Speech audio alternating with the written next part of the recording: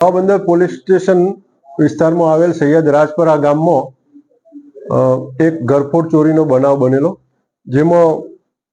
ઘરમાં અંદર પ્રવેશી અને ઘરના અંદર રાખેલા એક પેટીમાં સોનાના દાગીના અને રોકડ રૂપિયા 4 લાખ ટોટલ મળીને 6 લાખ રૂપિયા જેટલો મુદ્દામાલની ચોરી થયેલી। આ ગુનો અનડિટેક હોય, પોલીસ મહાનિરીક્ષક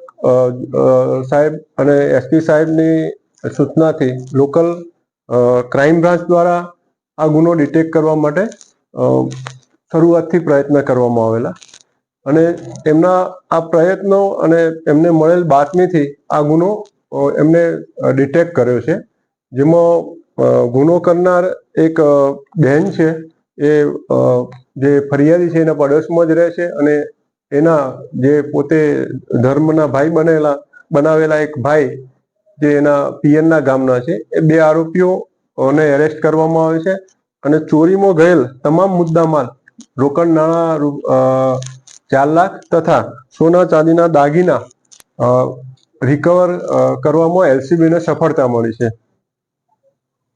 હાલમાં આરોપીને એરેસ્ટ કરવામાં આવેલા છે અને આગળની તપાસ જે છે એ નવાબંદર પોલીસ સ્ટેશનના ઇન્ચાર્જ પીઆઈ કરી રહ્યા છે।